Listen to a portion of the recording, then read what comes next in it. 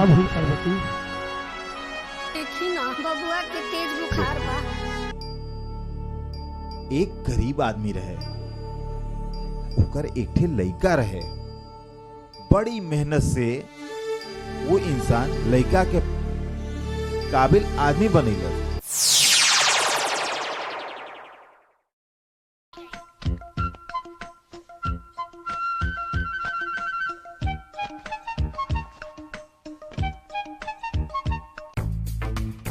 चाय समोसा 375, कचौड़ी 365 रुपया।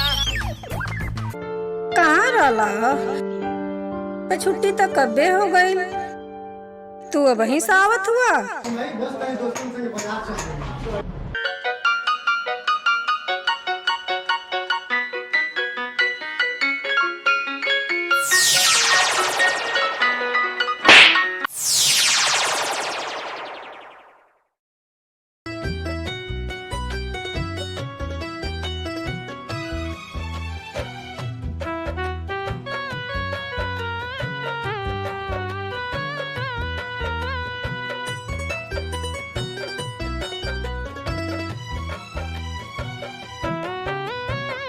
आँखी के पुतरी से ओझल होखे में दुख होला।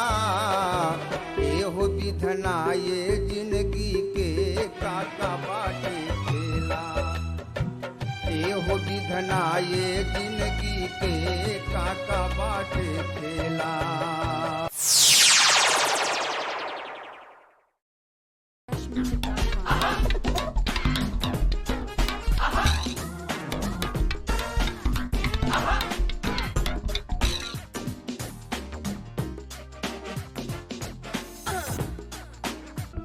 हमके उठा के अपने मौत का बुलावा दिले हुए।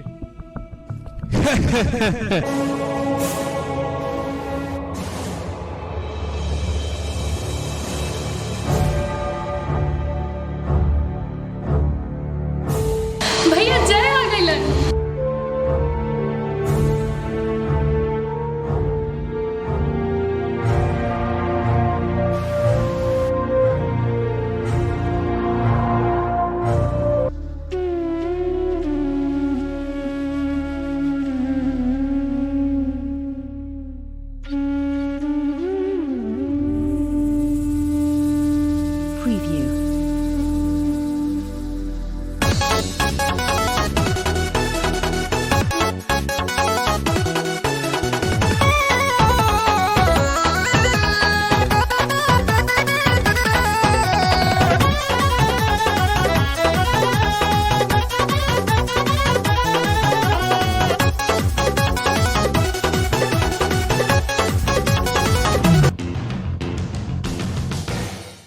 अरे साला, प्यार के भूत तोरा उतरल की ना?